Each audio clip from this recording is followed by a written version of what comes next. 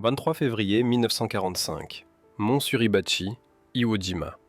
Le soldat de première classe Tadashi Yamamoto s'accroupit dans un bunker en béton, les mains tremblantes alors qu'il écrivait des paroles qui lui auraient valu l'exécution s'il avait été découvert par ses propres officiers. Les Marines ne sont pas humains. Ils ne meurent pas comme les autres hommes.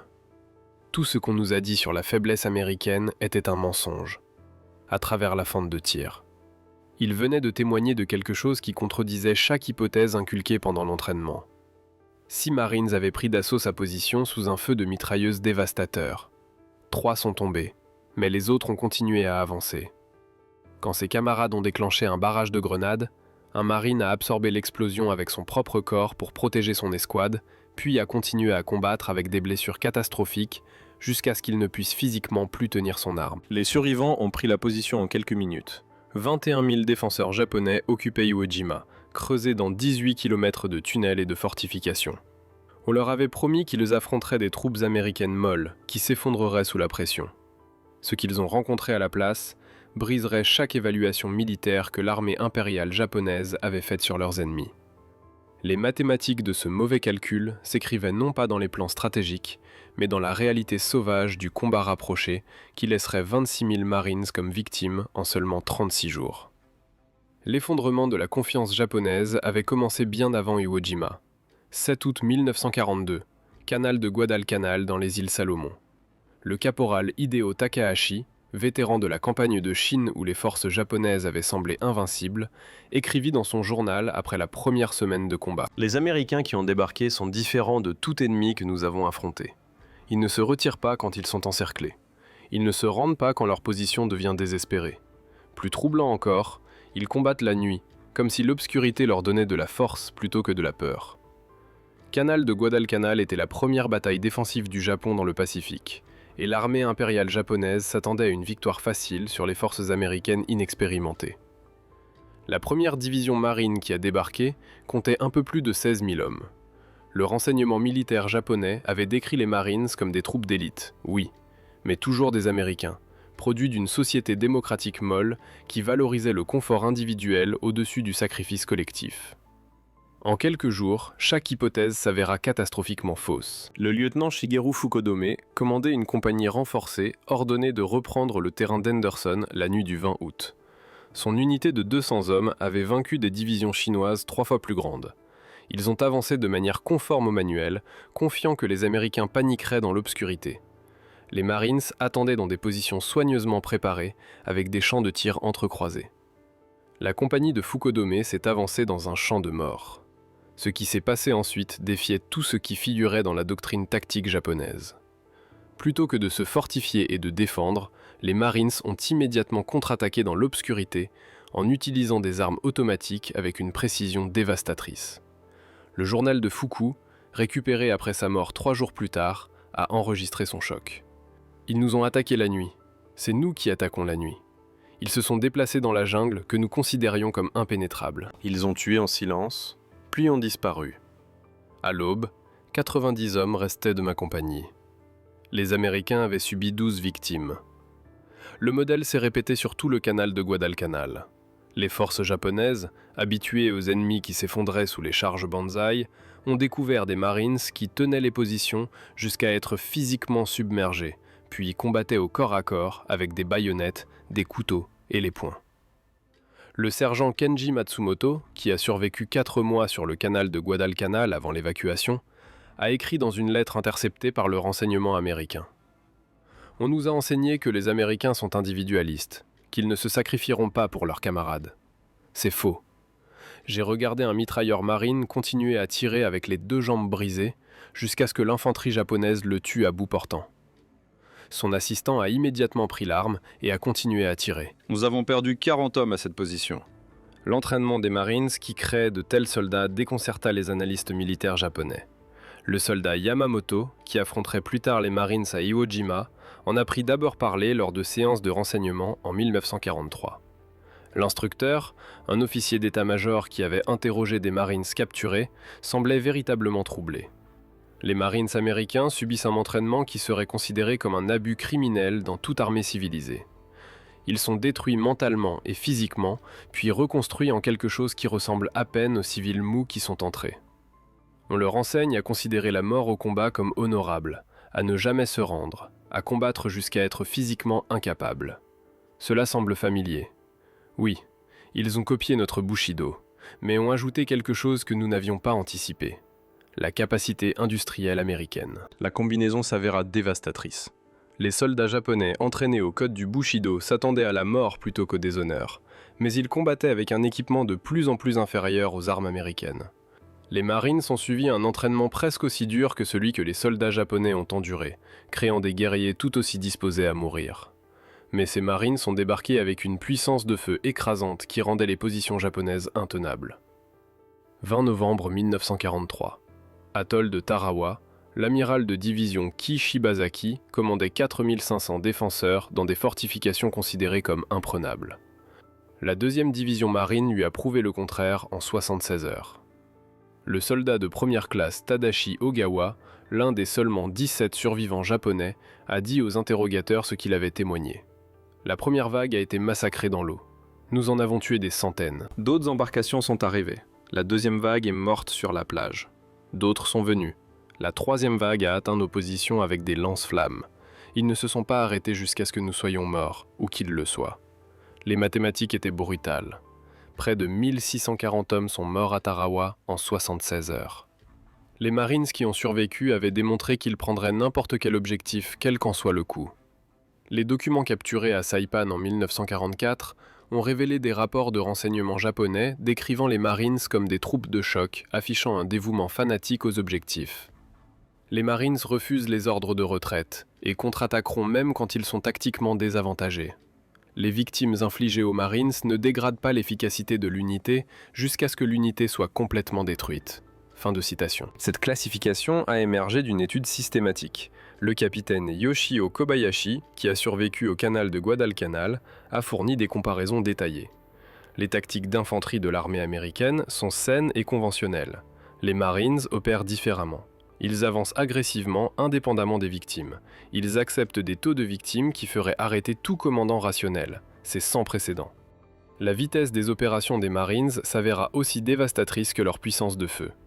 Le lieutenant-colonel Kunio Nakagawa, qui commandait à Peleliu, avait planifié les défenses en fonction des campagnes précédentes où les forces américaines faisaient une pause après les débarquements. Les Marines n'ont jamais fait de pause. Ils ont débarqué le 15 septembre à 8h30 et contrôlaient la moitié de l'aérodrome au coucher du soleil. Le journal de Nakagawa a enregistré son choc. Mon plan défensif s'est effondré parce qu'il supposait que l'ennemi agirait rationnellement. Les Marines n'agissent pas rationnellement. Ils agissent avec un engagement total indépendamment des circonstances. Cet engagement total s'est manifesté de manière qui semblait suicidaire aux observateurs japonais, mais s'avéra dévastatrice. Le sergent Kenji Matsumoto, capturé à Bougainville, a décrit regarder un peloton de Marines assaillir une position fortifiée sur une colline. L'approche était sur un terrain découvert balayé par le feu de mitrailleuses de 3 bunkers. La doctrine japonaise aurait exigé une préparation d'artillerie extensive suivie d'un assaut d'infanterie sous couvert de fumée. Le lieutenant Marine a évalué la position pendant peut-être 30 secondes, puis a ordonné l'assaut sans préparation.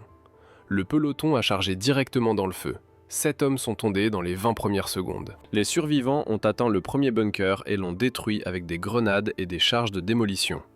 3 autres hommes sont tombés en assaillant le 2e bunker.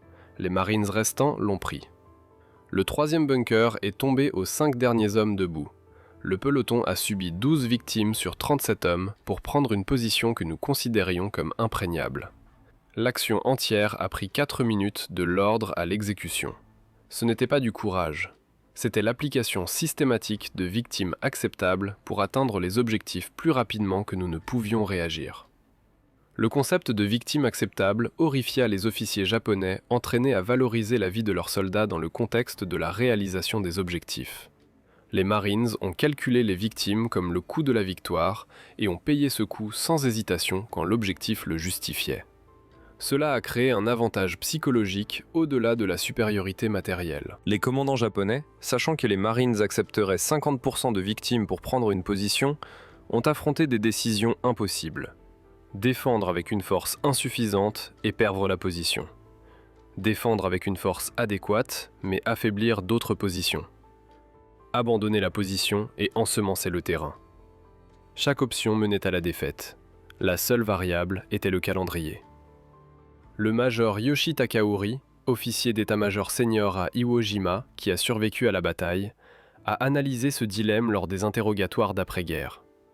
Le général Kuribayashi a compris que nous ne pouvions pas arrêter les Marines. Nos défenses ont été conçues pour les retarder et infliger le maximum de victimes. Nous avons réussi brillamment à infliger des victimes. Plus de 20 000 Marines ont été tués ou blessés en 36 jours. Cela aurait détruit la capacité de toute autre force militaire à poursuivre les opérations offensives. Les Marines se sont renforcés et ont continué à attaquer sans aucune réduction d'intensité. Nous avons calculé que l'infliction de 10 000 victimes arrêterait leur avance pendant au moins une semaine. Ils ont subi 10 000 victimes la première semaine et leur avance n'a jamais ralenti. Cela a révélé le déséquilibre fondamental. Ils pouvaient remplacer les victimes plus rapidement que nous ne le pouvions. Ils avaient 50 divisions marines dans le théâtre du Pacifique ou en entraînement aux États-Unis. Nous avions des défenseurs finis sur chaque île. Les mathématiques dictaient notre défaite. Les mathématiques s'étendaient au-delà du simple effectif. Les Marines sont débarqués avec un soutien logistique qui a permis des opérations soutenues à des intensités que les forces japonaises ne pouvaient pas égaler. Le deuxième lieutenant Toshio Yamamoto, capturé à Saipan, a témoigné du contraste de première main lors d'une infiltration nocturne. J'ai mené une patrouille pour observer les positions américaines 3 jours après leur débarquement. Nous nous attendions à trouver des troupes épuisées avec des fournitures limitées, comme les forces japonaises l'auraient été après 3 jours de combats intenses sur une tête de pont contestée. Au lieu de cela, nous avons trouvé des Marines mangeant de la nourriture chaude, recevant un réapprovisionnement en munitions par camion, avec des tentes médicales traitant les blessés, et des zones de repos où les unités se relayaient de la ligne. Leur dépôt de ravitaillement contenait plus de munitions que tout mon régiment ne possédait. Ils avaient des cuisines mobiles préparant des repas frais. Ils avaient des douches portables et des installations de blanchisserie. Ils combattaient la bataille la plus intense de la guerre du Pacifique et vivaient mieux que nous ne l'avions fait en garnison. Cela a démontré que les vaincre était impossible. Il ne manquerait jamais de nourriture, de munitions, de médicaments ou de remplaçants. Nous le ferions. La logistique américaine implacable a créé une forme de guerre d'usure qui favorisait les Marines malgré des victimes initiales plus élevées.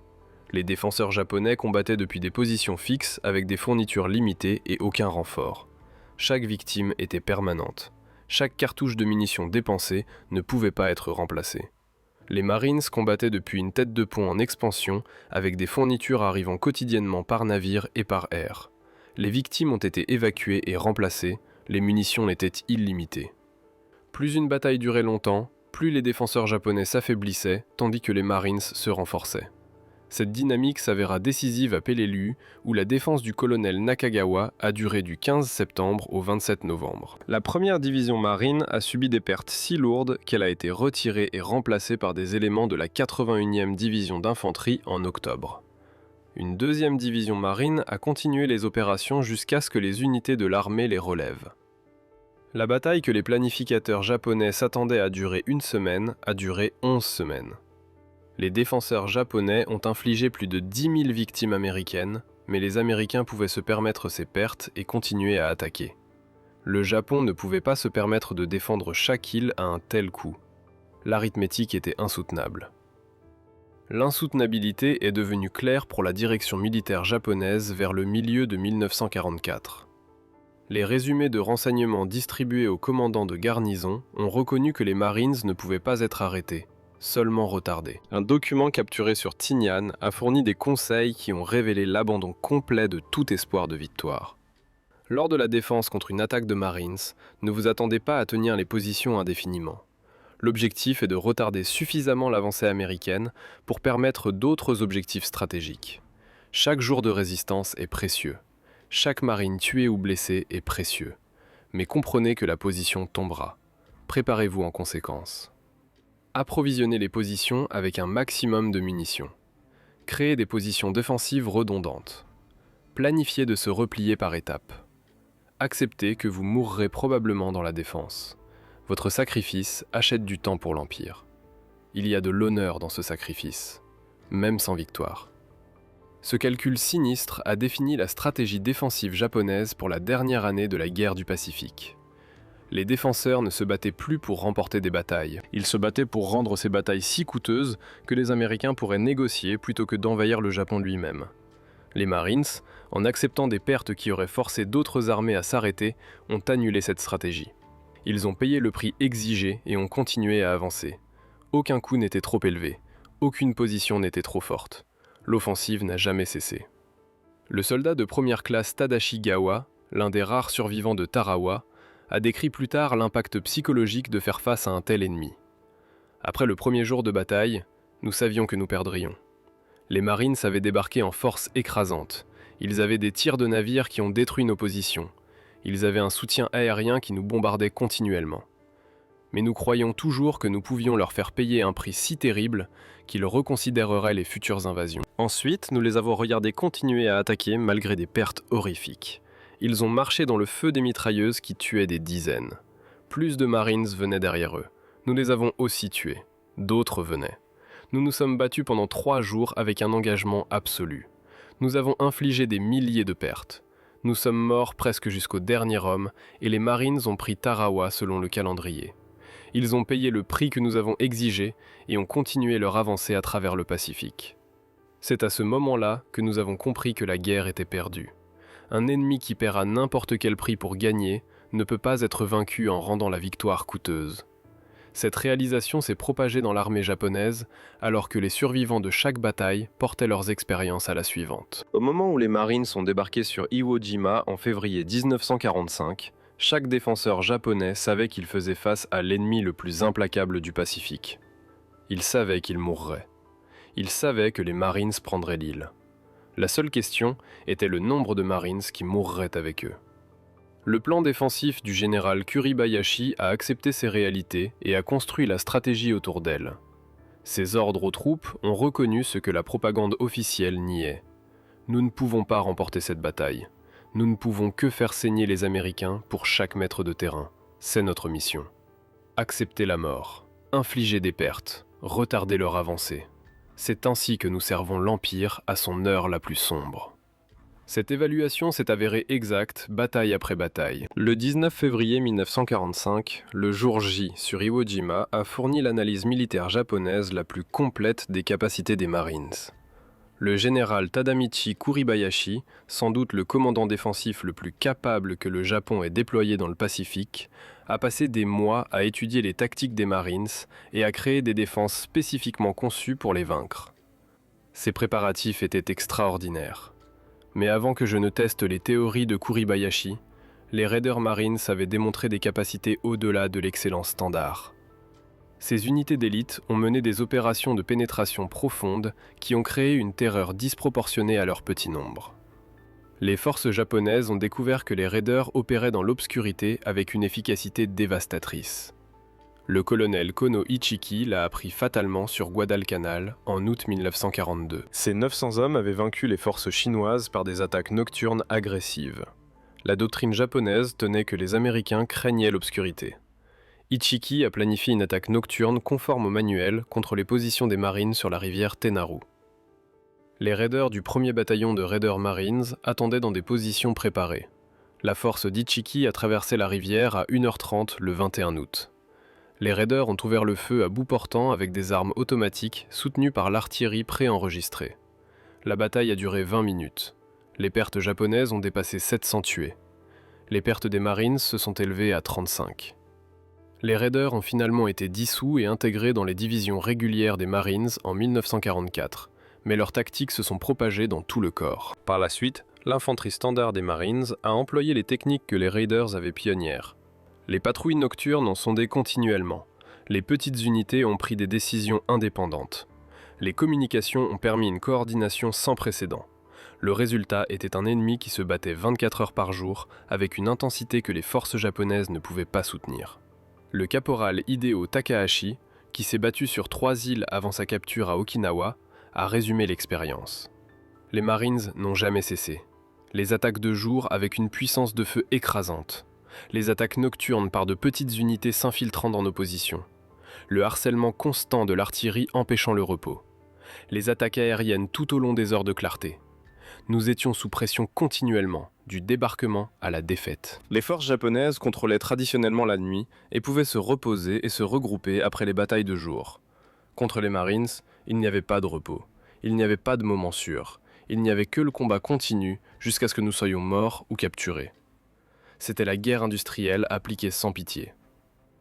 L'aspect industriel des opérations des Marines a fasciné et terrifié les analystes militaires japonais. Contrairement aux forces japonaises qui s'appuyaient sur l'esprit et le sacrifice individuel pour surmonter les limitations matérielles, les Marines appliquaient systématiquement la force maximale à chaque problème. Face à une position fortifiée, ils ne s'appuyaient pas sur le courage ou les tactiques intelligentes, ils ont identifié la position, ont appelé l'artillerie qui a tiré des centaines d'obus pour la détruire, ont amené des chars avec des lance-flammes pour brûler les survivants, puis ont envoyé l'infanterie pour sécuriser la position. Si la résistance continuait, le tir naval des destroyers ou des cuirassés anéantirait toute la zone. Cette destruction méthodique était horrible dans son efficacité. Le deuxième lieutenant Saburo Endo, observateur d'artillerie avancé sur Saipan, a regardé les tactiques d'armes combinées des Marines lors de l'invasion de juin 1944. Son journal a enregistré des observations détaillées. Les Marines sont débarqués sous le feu de couverture des navires de guerre qui ont tiré continuellement pendant 3 heures avant que le premier engin de débarquement ne touche la plage. Les avions ont bombardé nos positions pendant 2 heures avant le débarquement. Quand les Marines sont venus à terre, chaque mouvement était soutenu par des chars, de l'artillerie, des tirs navals et des frappes aériennes. Ils ont avancé lentement et prudemment, détruisant tout sur leur passage. Quand nous les avons arrêtés aux positions préparées, ils ont appelé le tir de cuirassés qui a littéralement effacé les collines du paysage. Ils n'ont pas essayé de surmonter nos positions par le courage ou les tactiques intelligentes. Ils ont utilisé la force écrasante pour éliminer les positions, puis ont avancé. Ce n'est pas la guerre telle que nous la comprenons. C'est la destruction industrielle appliquée systématiquement jusqu'à ce que la résistance devienne impossible. Nous nous sommes battus avec des fusils et des mitrailleuses légères. Ils se sont battus avec les ressources d'une nation industrielle entière. Les observations d'Endo ont capturé ce que de nombreux soldats japonais ont réalisé trop tard. La guerre du Pacifique n'était pas un test de l'esprit guerrier ou de l'excellence tactique. C'était un concours entre la base industrielle limitée du Japon impérial et la capacité de production écrasante de l'Amérique. Les Marines étaient le tranchant de cette capacité de production. Des guerriers entraînés à exploiter impitoyablement les avantages américains, tout en acceptant des pertes qui exploitaient les nombres supérieurs et les remplaçant. Face à un tel ennemi, le courage japonais et la compétence tactique ne signifiaient rien. Le résultat était mathématiquement déterminé dès le départ. Seule la durée et le coût restaient variables. Kuribayashi a interdit les charges Banzai qui avaient gaspillé les vies japonaises dans les batailles précédentes. Il a créé une défense en profondeur qui canalisait les Marines dans des zones de mort couvertes par plusieurs bunkers. Il a positionné l'artillerie pour livrer un feu dévastateur sur les plages de débarquement. Il a construit 11 km de tunnels reliant 1500 positions de grottes. Chaque approche était enregistrée pour le tir de mortier et d'artillerie. La plage était un piège mortel. 3 divisions de Marines, 70 000 hommes, ont débarqué sur Iwo Jima le 19 février. Les défenses de Kuribayashi ont fonctionné exactement comme prévu. Le bombardement naval a à peine égratigné les fortifications. Les Marines sont débarqués en vagues nettes et ont immédiatement subi des pertes catastrophiques. En quelques minutes, le sable volcanique noir était couvert de morts et de blessés. Les observateurs d'artillerie japonais ont appelé un feu parfaitement coordonné. L'assaut semblait échouer. Puis quelque chose s'est produit que Kuribayashi n'avait pas anticipé, bien qu'il aurait dû le faire d'après les batailles précédentes. Les Marines n'ont pas battu en retraite pour se regrouper. Ils ont avancé dans le feu de l'artillerie. Ils ont trouvé les lacunes entre les positions japonaises et les ont exploitées.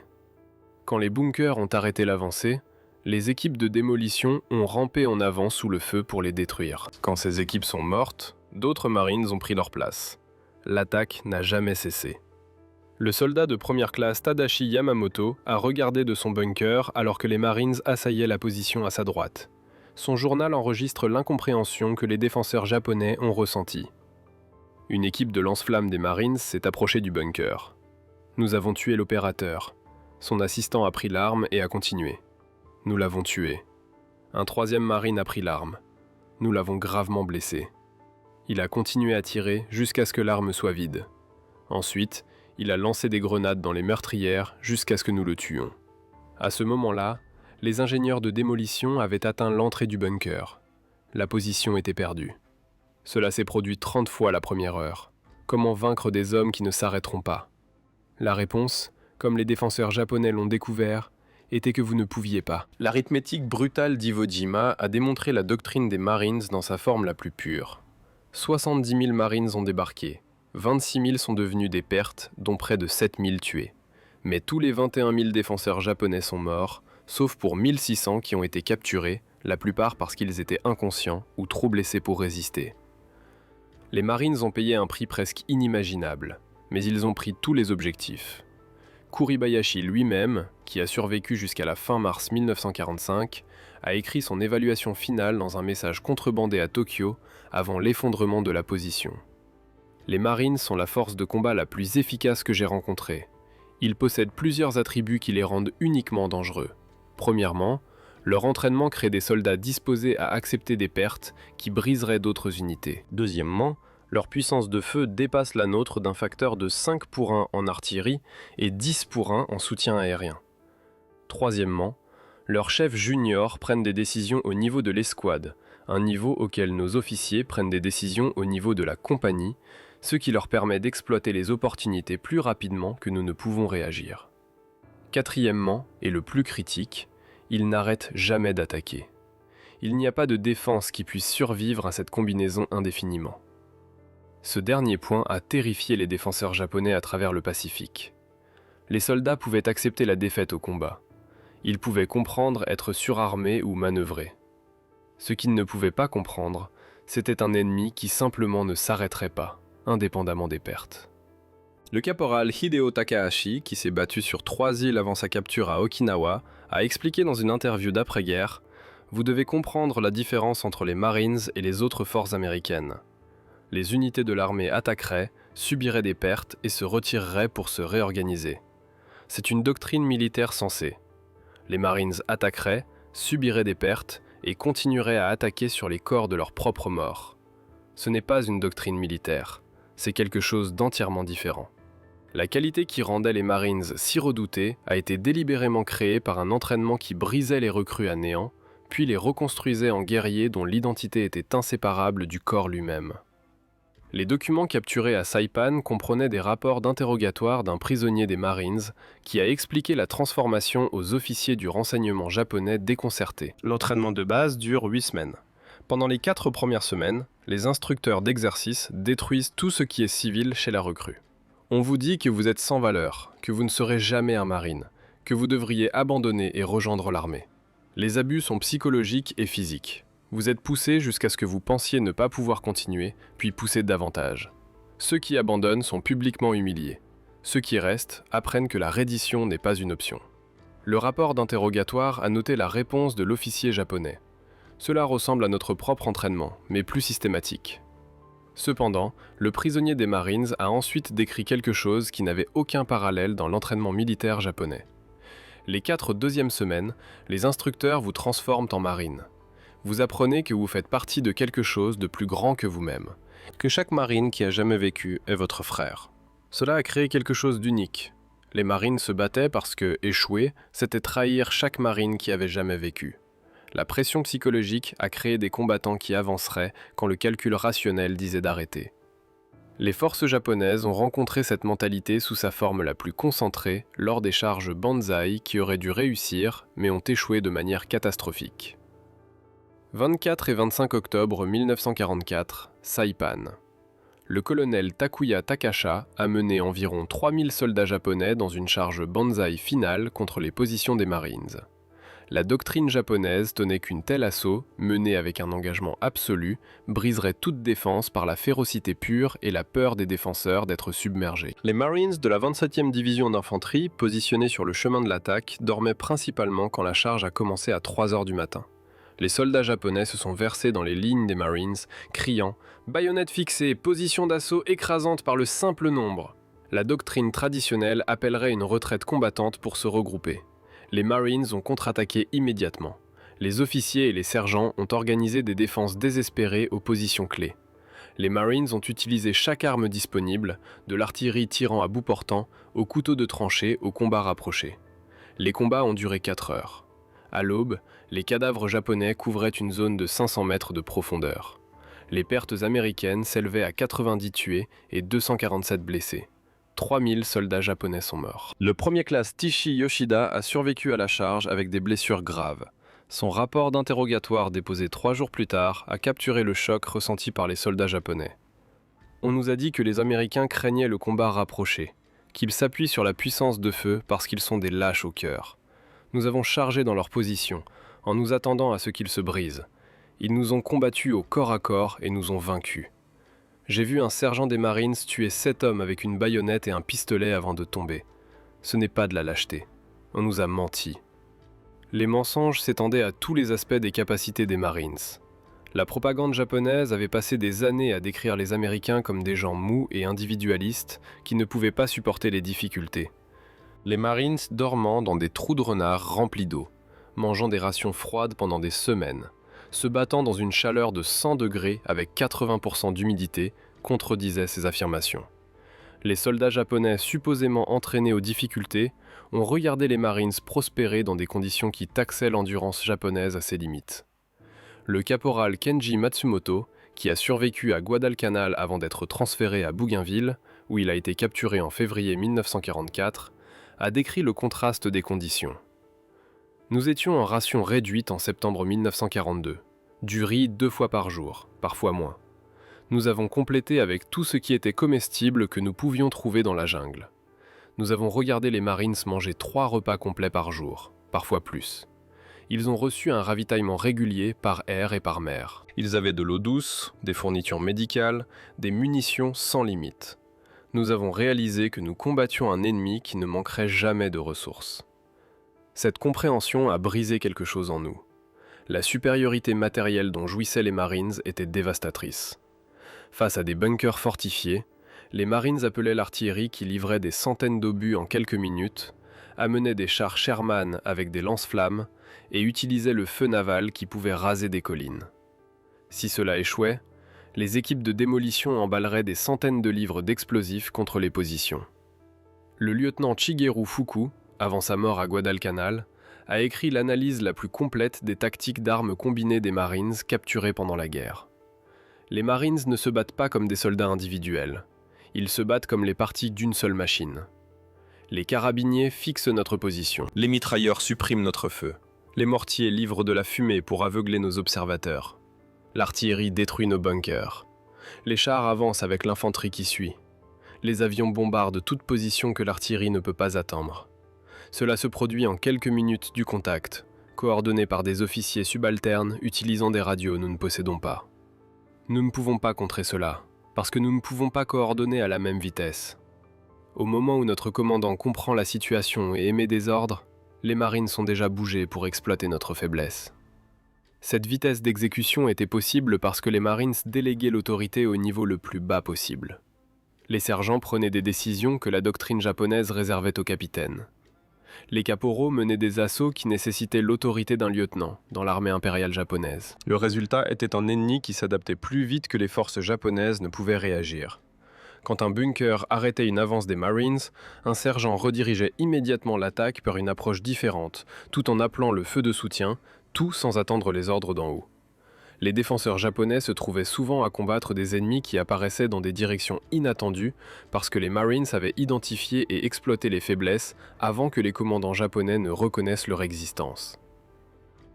L'arme des Marines la plus redoutée n'était pas les fusils ou l'artillerie, c'était le lance-flammes. Les soldats japonais entraînés à mourir honorablement au combat ont découvert que les lance-flammes n'offraient pas une mort honorable. Le caporal Hideo Takahashi, capturé à Okinawa avec des brûlures couvrant 40% de son corps, a décrit l'impact psychologique. On nous a appris à accepter la mort au combat comme glorieuse. La mort par balle, baïonnette, artillerie, ce sont des morts de guerriers. Le feu est quelque chose de différent. Vous regardez les flammes approcher votre position. Vous sentez les camarades brûler vifs. Vous entendez les cris. Il n'y a pas de gloire dans cette mort. C'est un carnage industriel. C'est ce que les Marines ont compris que nous n'avons pas compris. La guerre moderne n'a pas de place pour la gloire. Il s'agit de tuer l'ennemi aussi efficacement que possible en utilisant les meilleurs outils disponibles. Cette réalisation est venue trop tard pour la plupart des défenseurs japonais. En 1944, chaque soldat japonais du Pacifique savait que faire face aux Marines signifiait faire face à la combinaison la plus meurtrière d'entraînement, d'équipement et de doctrine que les Américains possédaient.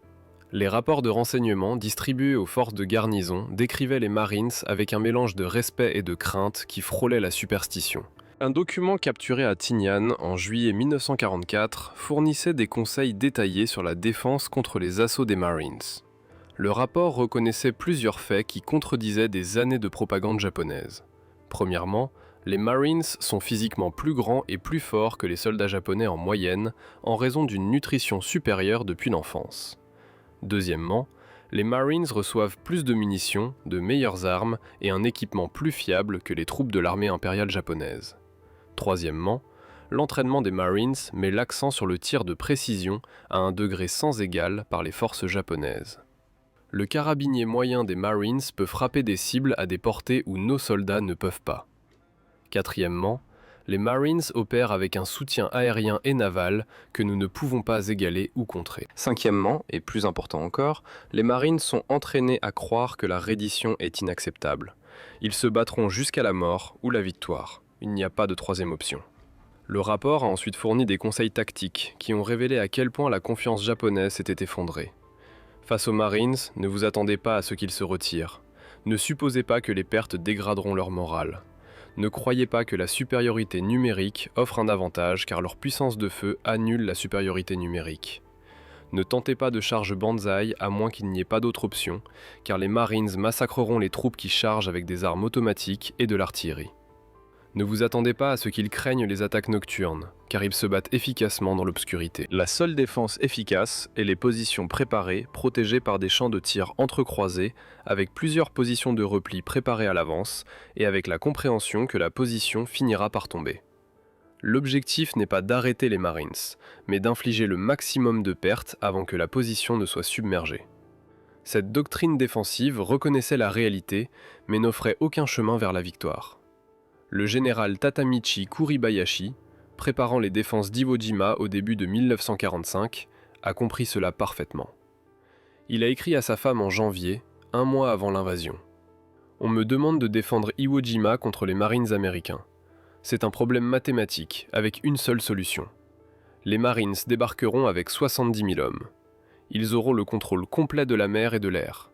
Ils apporteront des munitions et des fournitures illimitées. Ils attaqueront jusqu'à ce qu'Iwo Jima tombe. Ma mission n'est pas de les vaincre, c'est impossible. Ma mission est de leur faire payer un prix si terrible que les Américains reconsidéreront l'invasion des îles d'origine. Chaque jour où je les garde à se battre est un jour que l'Empire a pour se préparer. Chaque marine tuée est un ennemi de moins dans la bataille finale. » La stratégie de Kuribayashi reflétait l'évolution de la doctrine défensive japonaise, passant de l'agression confiante à l'attrition désespérée. Les Marines qui ont débarqué à Iwo Jima le 19 février ont fait face à des défenses conçues non pas pour les repousser, mais pour les saigner d'une manière qui détruirait la résolution américaine. Chaque bunker était positionné pour nécessiter un assaut direct. Chaque entrée de grotte était couverte par plusieurs positions de tir. Chaque mètre de terrain coûtait des vies à prendre. La stratégie a échoué parce qu'elle a mal compris la culture des Marines. Les pertes élevées n'ont pas brisé le moral des Marines, elles l'ont renforcé. Chaque marine tombée exigeait la vengeance. Chaque jour de combat brutal renforçait la détermination des survivants à gagner. Plus les combats devenaient brutaux, plus les marines se battaient dur. C'était incompréhensible pour la pensée militaire japonaise, qui supposait que même les troupes fanatiques avaient un point de rupture. Le premier classe Tadashi Yamamoto, qui a survécu jusqu'au 10 mars avant de mourir dans son bunker, a écrit son dernier journal la nuit précédente. « Demain, les marines atteindront cette position. Nous en avons tué des centaines au cours des 3 dernières semaines. D'autres arrivent chaque jour. Ils ne s'affaiblissent pas. Ils ne ralentissent pas. Ils ne s'arrêtent pas. Je pensais que notre esprit était plus fort que le matérialisme américain. J'avais tort. Les marines ont à la fois l'esprit et le matériel.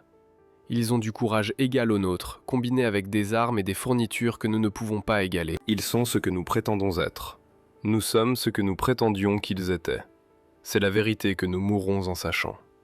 Son bunker a été détruit le lendemain matin par une équipe de démolition des Marines après une bataille de 6 heures qui a tué tous les 11 défenseurs et blessé 3 Marines. La position a retardé l'avance des Marines d'exactement 40 minutes avant d'être contournée par d'autres unités qui ont continué à avancer tandis que les sapeurs réduisaient le bunker. Ce modèle s'est répété à travers Iwo Jima des milliers de fois. Les défenseurs japonais se sont battus avec un courage désespéré, infligeant des pertes terribles, ne réalisant rien d'autre que leur propre mort. La campagne s'est terminée le 26 mars. Les statistiques finales ont raconté l'histoire de ce qui s'est passé quand les Marines ont combattu les meilleures défenses que le Japon pouvait créer. 21 000 défenseurs japonais sont morts. 1600 se sont rendus, la plupart parce qu'ils étaient inconscients ou physiquement incapables de résister. Les Marines ont subi 26 000 pertes sur 70 000 hommes engagés, près de 40% de pertes. Toute autre force militaire aurait nécessité des mois pour se rétablir. Les 3e, 4e et 5e divisions des Marines étaient de retour en action en 6 semaines. Cette capacité à absorber les pertes et à continuer à se battre est devenue la caractéristique déterminante qui terrifiait le plus les défenseurs japonais. Le caporal Kenji Matsumoto, emprisonné à Hawaï après sa capture, a expliqué dans une interview de 1946 ce que les soldats japonais ressentaient face aux Marines. Le pire était de savoir qu'ils ne s'arrêteraient jamais. Vous pouviez tuer la moitié d'une unité de Marines et les survivants continueraient à attaquer. Vous pouviez blesser leur chef et les sergents prendraient le commandement. Vous pouviez les combattre jusqu'à l'épuisement et ils attaqueraient à nouveau le lendemain. Il n'y avait aucun moyen de gagner. Vous pouviez seulement les tuer jusqu'à ce qu'ils vous tuent. Ce n'est pas la guerre, c'est l'annihilation mutuelle. Et les Marines avaient plus d'hommes que nous. La capacité industrielle américaine qui produisait des vagues de Marines de remplacement a stupéfait les planificateurs militaires japonais. Les rapports de renseignement de fin 1944 ont noté que les divisions des Marines ont subi 75% de pertes à Peleliu en septembre 1944, puis sont revenus à pleine force en 3 mois. Ces renforts ont débarqué à Iwo Jima en février et se sont battus avec la même efficacité que les vétérans. Cette capacité à régénérer les unités vaincues était au-delà de la capacité japonaise. L'armée impériale japonaise n'avait pas de système d'entraînement comparable, pas de pipeline de remplacement qui pouvait maintenir la qualité des unités tout en absorbant des pertes catastrophiques. L'efficacité américaine s'étendait à tous les aspects des opérations des Marines. Les Marines blessés ont reçu un traitement médical en quelques minutes après avoir été touchés. L'évacuation des victimes par air et par mer a déplacé les blessés du champ de bataille au navire-hôpital en quelques heures. Le plasma sanguin, les antibiotiques, les soins chirurgicaux qui ont sauvé des vies à des taux sans précédent dans l'histoire militaire. Les blessés japonais sont souvent morts du manque de fournitures médicales, d'infections des plaies, de blessures que la médecine américaine traitait régulièrement. Les soldats japonais capturés ont regardé les Marines qui auraient dû mourir de blessures qui auraient tué les soldats japonais survivre à la place, pour se battre à nouveau. L'humiliation finale est venue après la reddition japonaise en août 1945. Les Marines ont occupé les îles d'origine japonaise, s'attendant à une résistance d'une population endoctrinée pour mourir plutôt que de se soumettre. Au lieu de cela, ils ont trouvé des gens épuisés, reconnaissant que la guerre avait pris fin. Le premier classe Tishi Yoshida, rapatrié en 1946 après sa récupération des blessures reçues à Saipan, a décrit son retour à la maison. Tout ce qu'on nous a dit était des mensonges. Les Marines n'ont pas torturé les prisonniers. Ils ont fourni de la nourriture, des soins médicaux, un abri. Ils nous ont traités mieux que nos propres officiers ne l'avaient fait. Les Américains n'étaient pas des barbares. Nous étions les barbares. Cette connaissance a détruit ce qui restait de notre foi dans l'Empire. Des milliers d'anciens soldats japonais ont atteint des conclusions similaires. Les rapports d'interrogatoire d'après-guerre ont révélé des thèmes communs. Le respect pour les qualités de combat des Marines. L'amertume envers le leadership japonais qui avait menti sur les capacités américaines. La reconnaissance que la guerre avait été sans espoir dès le départ parce que le Japon ne pouvait pas égaler la capacité industrielle américaine ou la qualité de combat de troupes comme les Marines. L'évaluation la plus complète est venue du dernier message du général Tadamichi Kuribayashi d'Iwo Jima, livré par transmission radio désespérée le 21 mars, 5 jours avant que l'île ne tombe. Il a écrit « J'ai combattu les Marines pendant 31 jours. Ce sont les meilleurs soldats que j'ai rencontrés. Leur entraînement est supérieur, leur équipement est écrasant, leur courage égale le nôtre, et leurs nombres sont sans fin. Le Japon ne peut pas vaincre un tel ennemi. Nous ne pouvons que mourir en les combattant et espérer que notre sacrifice achète du temps pour des négociations de paix qui préservent quelque chose de notre nation. À mes collègues officiers se préparant à défendre les îles d'origine, sachez ceci. Les Marines viendront. Vous ne pouvez pas les arrêter. Vous ne pouvez que leur faire payer en sang chaque mètre de terrain. Peut-être que si le prix est assez élevé, ils négocieront plutôt que de tout détruire. C'est notre seul espoir. Cet espoir est mort avec les bombes atomiques en août. Mais l'évaluation de Kuribayashi des Marines s'est avérée exacte. Ils étaient la pointe de la lance qui a brisé les lignes défensives japonaises à travers le Pacifique. Ils ont payé un prix terrible, avec des taux de perte qui auraient détruit des organisations moins importantes. Mais ils ne se sont jamais brisés, ne se sont jamais retirés, n'ont jamais abandonné un objectif. Ils étaient exactement ce que la propagande japonaise avait affirmé que l'armée impériale japonaise était. Des guerriers invincibles qui se battraient jusqu'à la mort avant d'accepter la défaite. L'ironie finale était que les Marines ont réalisé cela grâce à un entraînement systématique et à un soutien matériel écrasant, non pas grâce à un esprit guerrier mystique ou à une supériorité raciale. Ils ont prouvé que la guerre moderne nécessitait à la fois du courage et de la capacité industrielle, à la fois de l'entraînement et de la technologie, à la fois du sacrifice individuel et des ressources nationales. Le Japon avait du courage et de l'entraînement. L'Amérique avait tout. Les Marines incarnaient cette totalité d'une manière qu'aucune autre unité américaine ne correspondait. Les vétérans japonais ont reconnu cette distinction. Le caporal Hideo Takahashi, interrogé en 1975 en tant qu'homme âgé, a résumé ce que sa génération a appris en combattant les Marines. On nous a appris que l'esprit conquiert la matière, que notre volonté de mourir nous rendait invincibles. Les Marines nous ont appris que l'esprit plus la matière conquiert l'esprit seul. Ils étaient aussi disposés à mourir que nous l'étions. Mais ils avaient des chars Sherman et du feu naval et des munitions illimitées et la suprématie aérienne et les soins médicaux et la nourriture et toutes les ressources de l'Amérique derrière eux. Nous avions nos fusils et notre courage et des promesses de victoire. Ce n'était pas suffisant. Ce n'aurait jamais été suffisant. Les Marines m'ont prouvé sur chaque île qu'ils ont prise. Le dossier statistique soutient cette conclusion. Les Marines ont combattu dans chaque campagne majeure du Pacifique d'août 1942 à Guadalcanal à juin 1945 à Okinawa. Ils ont subi 86 000 pertes, dont 19 500 tués. Mais ils n'ont jamais échoué à prendre un objectif, n'ont jamais abandonné une position une fois capturée, n'ont jamais donné aux forces japonaises une raison de croire que les Marines pouvaient être vaincus par des tactiques supérieures ou l'esprit de combat. Le prix était terrible. Les résultats étaient absolus. Les analystes militaires japonais étudiant les opérations des Marines après la guerre ont atteint des conclusions unanimes. Les Marines représentaient l'expression ultime de la puissance militaire américaine. Ils combinaient l'éthos guerrier correspondant au Bushido japonais avec les ressources industrielles correspondant à la capacité de production américaine. Ils ont entraîné des soldats disposés à mourir pour la victoire, tout en fournissant à ces soldats des armes et un soutien qui rendaient la victoire possible. Cette combinaison était imbattable.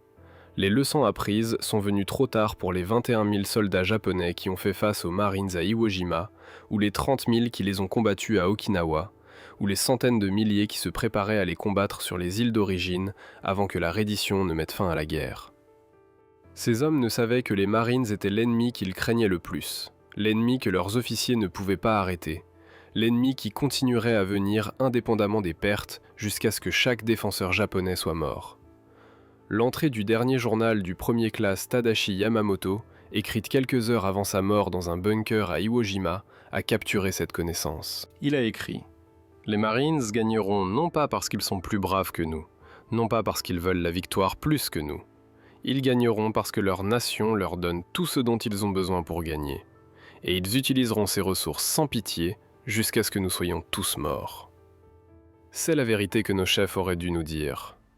Nous sommes des samouraïs, se battant avec des épées contre des hommes avec des mitrailleuses, qui ont aussi l'esprit de samouraï.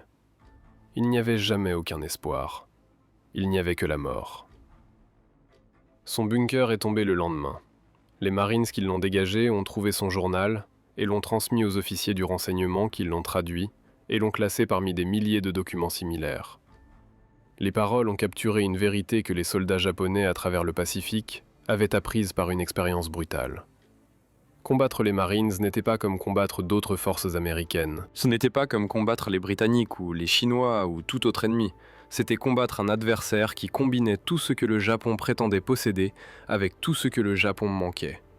Cette combinaison a fait des Marines l'ennemi le plus redouté que les soldats japonais affronteraient.